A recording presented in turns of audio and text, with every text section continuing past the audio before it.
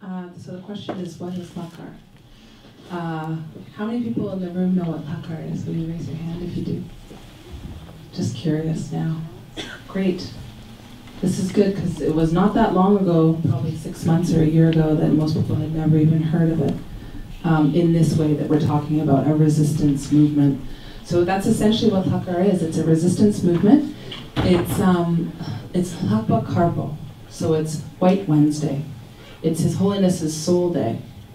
It's a day that already Tibetans would do extra prayers, offer, make extra offerings, already be more active for the long life of His Holiness in a symbolic way.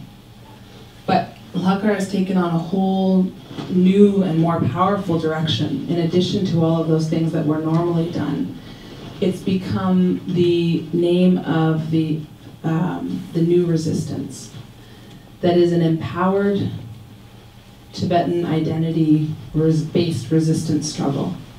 So rather than just, one of the most important things about a resistance struggle being successful is you have to make sure people can participate in it widely.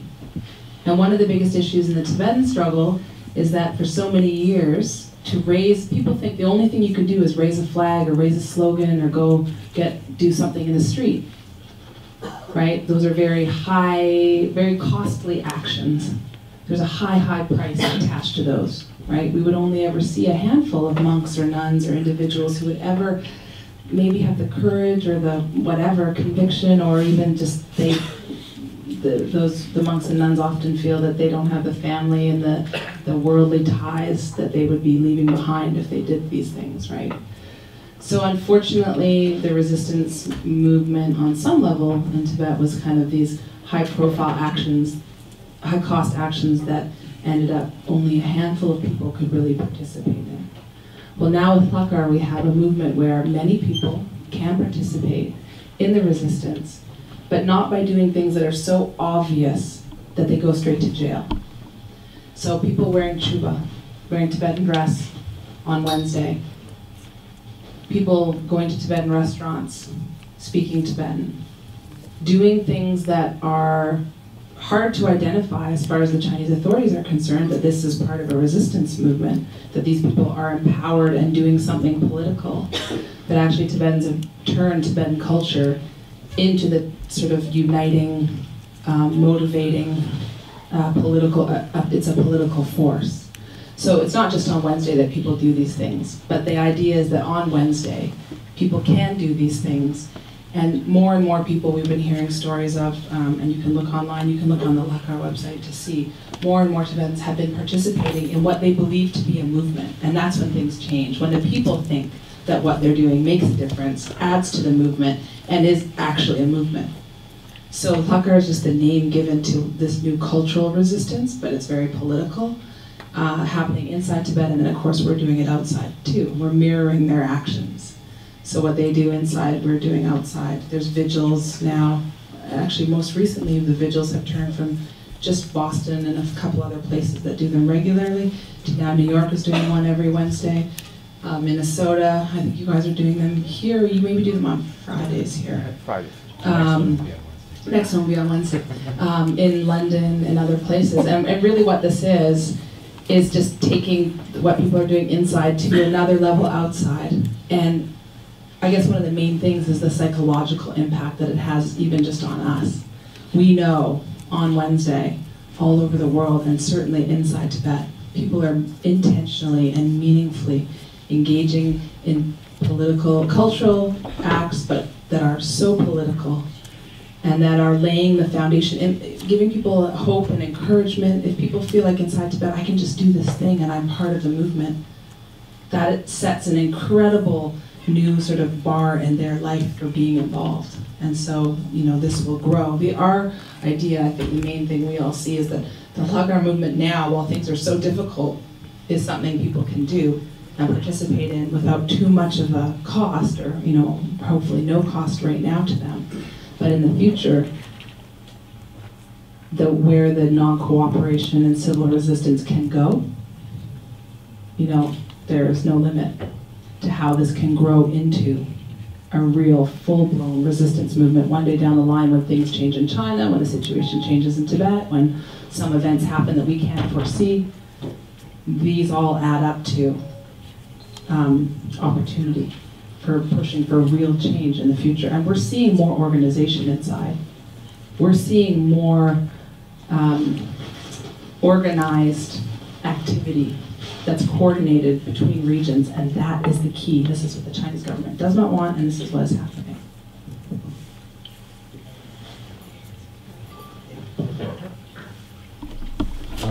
And just to add on what Vladimir said about Lockhart, one of the, I think it's a clear example of what's coming out of Tibet is the victories that are coming out of Lockhart. The reports of Chinese businesses going out of Tibet and returning back to China. It's a clear example to show the world that you can live in Tibet, not buy Chinese products, not do business with Chinese. When the world says you cannot survive without Chinese goods, what's happening in Tibet is a clear example. Victory right there. This question. Can you define the freedom demanded in Tibet by those who are self-immolated? This is a really interesting question because in America, when we talk about freedom, we talk about civil rights. And there's a weird concept or confusion that Tibetans in Tibet are demanding freedom in terms of civil rights. But it's more of a twofold. When we look at the Tibetan freedom, it is independence of a nation. Freedom for individuals, but independence for a nation. When they talk about freedom, they are talking about survival of a nation. Fighting for a survival of an identity, a culture, a cause. That's what they are talking about when they talk about demanding freedom. So it's an interesting question. When we talk about freedom, we have within ourselves, within people in exile, we have, to a degree, we have taken a very light path when we define freedom. But when we hear from Tibet, it's getting clearer and clearer that this is beyond just religious freedom, beyond freedom of being a Tibetan in Tibet. This is freedom of a nation.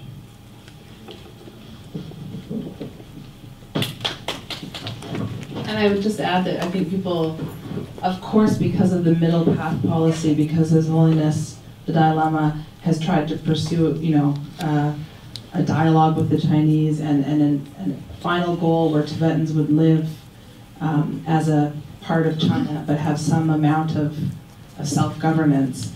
Because of that, of course, which is a policy, and which was arrived at for reasons because His Holiness is who he is, and is trying to find a solution in the most difficult situation over the last 10, 20, 30 years especially. But I think we sometimes, from the outside, we get a little too picky when we're looking inside at what people are saying. We start to question whether is this exactly freedom, or are they talking about this, or if they you notice some analysis and some reporting that people put out, they'll say, oh, the Tibetans demanded religious this person self-immolated and called for religious freedom and the return of the Dalai Lama, and people find intentional ways not to have this be about national sovereignty or to be about independence.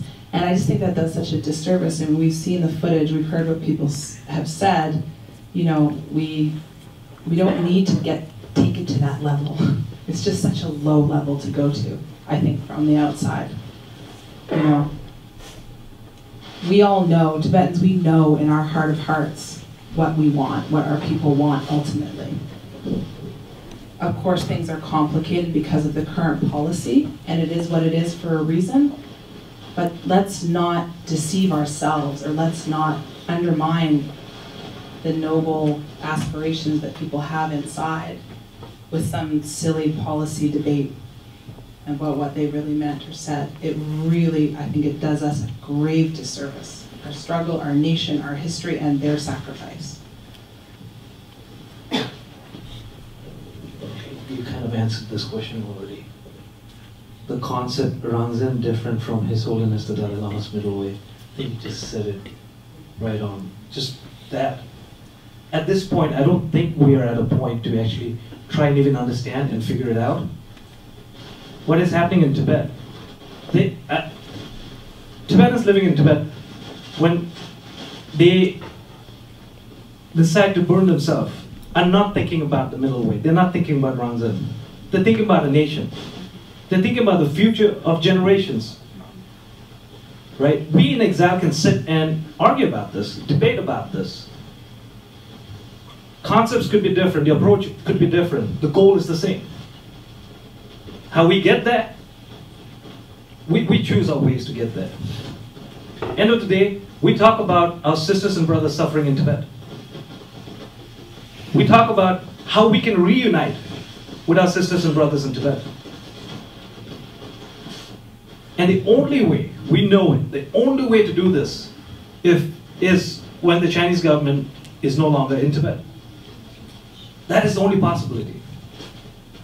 If there was any possibility right now, there would not be any self-evolutions. There would not be people protesting if things are okay in Tibet. But it is not, and it will never be. And Ladila said it best. His Holiness has made a very wise decision as a leader of 6 million people in the world, where he has to make a very, very smart, strategic decision on where this movement has to go forward. At the same time, he has placed democracy amongst us. And that is what, as Tibetans, within In Exile, we take pride in. Well, and the question that, are they different? Is Ranzan different than Middle Path? So Ranzan is independence. It's the state of sovereignty of being a free nation like the US. And well, Middle Path is a means to an end, but the goal of autonomy is not the same thing. Like for Tibet to be a region of China that has a certain amount of self-governance, that's not the same thing as independence. They're completely different. Doesn't mean one can't maybe be achieved and then another achieved, but there's a lot of debate about that. They're different. They're different. Under one we stand under the Tibetan flag, the other we stand under the Chinese flag.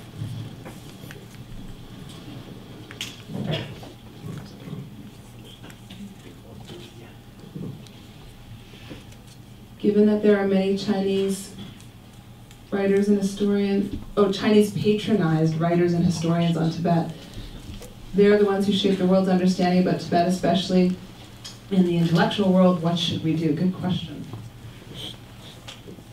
So basically, these writers and historians who are backed by the Chinese government are supported in some way, directly or indirectly, shaping the discourse on Tibet, Tibet-China relations, history. So what do we do to counter them?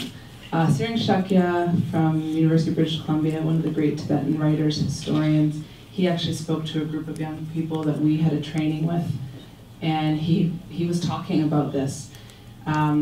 He was actually talking about how the Chinese themselves, in Chinese language, are writing, are shaping this vision of a future China. What is China going to be?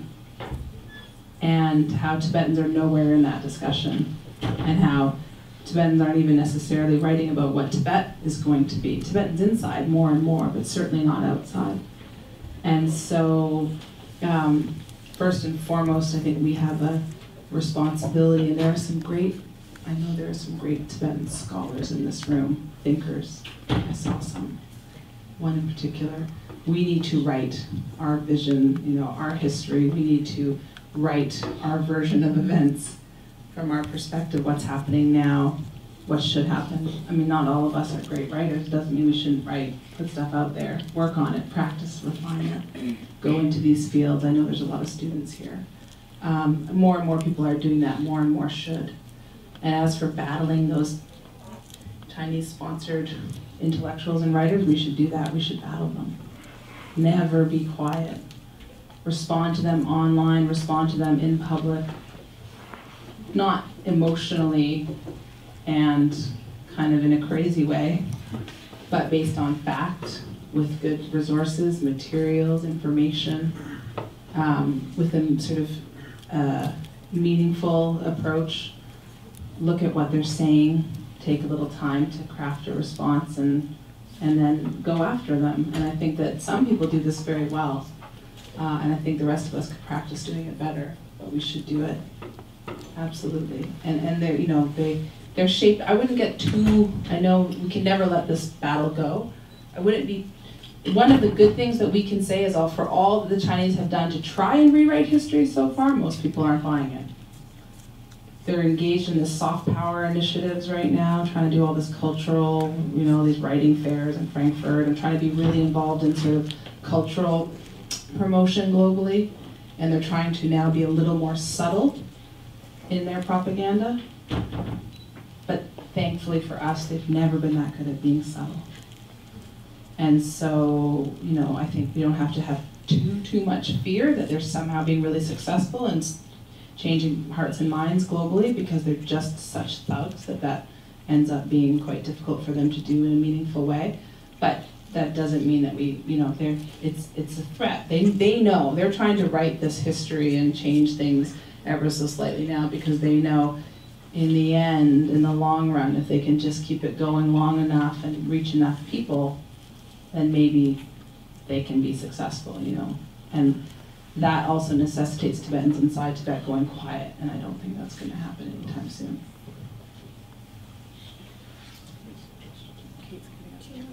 We're going to take 2 more questions. Oh, okay. No. Okay.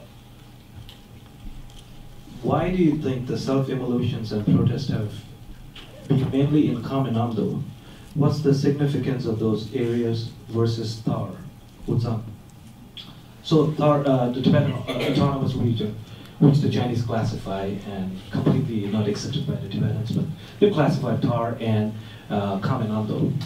But many reasons actually, but before answering the question, there was an evolution in Chengdu. And there were attempts, Chamdo, and there were attempts made in Lhasa. And there is more military presence in Lhasa.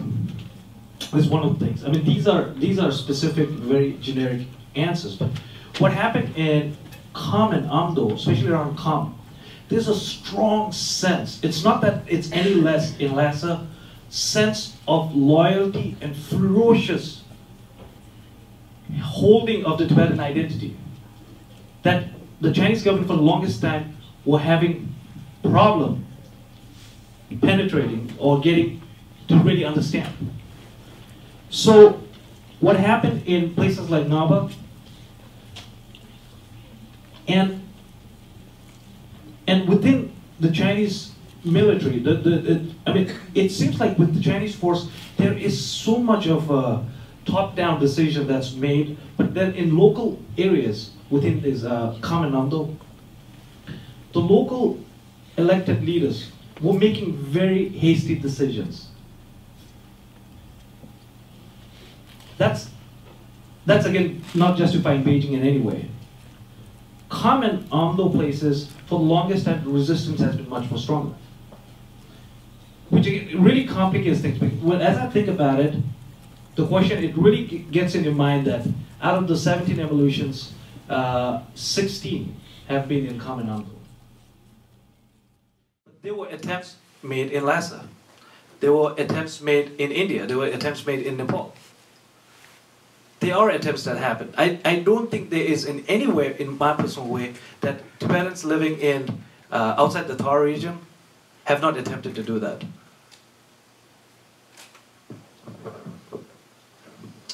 The reality is just also that for a long time in Kaminamdo I think the Chinese government didn't forget about it, but kind of, there was more freedom there on some level. You can talk to people who traveled and say, oh my gosh, you know, I went to Tibet, and in places outside of the Tibetan Autonomous Region, people had pictures of His Holiness hanging in the Jeep, and they were kind of there was much less control in their daily lives than people in the Tibetan Autonomous Region. the control inside the TAR, or in what is mostly Uzang, has been so unbelievably effective. I mean, in ways, I mean, we can even see it now, right? You have to get a special permit to travel inside the Tibetan Autonomous Region. You don't have to get a special permit to travel in those areas that have been absorbed into Sichuan, Gansu, Yunnan, Qinghai province, most of Kamanamdo. So the controls that have been brought, the patriotic re-education, the kind of crackdown that Tibetans in those areas have been experiencing over the last 10 and more years, that's what's in some ways led to the great protests and things we've seen there. Because people who had a little more freedom or a little less control in their daily lives were suddenly experiencing escalated and intensified repression, control, and they reacted, and a lot of that was in the lead up to 2008. Whereas, of course, in the Tibetan Autonomous Region, and certainly in Lhasa, there has been so much control. Every moment, every day, every second, monitored. People are monitored. It hasn't been true in those regions until more recently. And now, of course, you can say you don't need a permit to travel into those regions like the TAR. We can say that now. It's true, except that all the journalists, all the tourists, everyone who's been trying recently to get into Ngaba, to any of these areas, they're turned back. There's roadblocks up. There are new controls on those areas they are restricted areas now. They've become, in many ways, like the Tibetan Autonomous Region, or most of Uzang has been under that strict authority. These areas are becoming like that.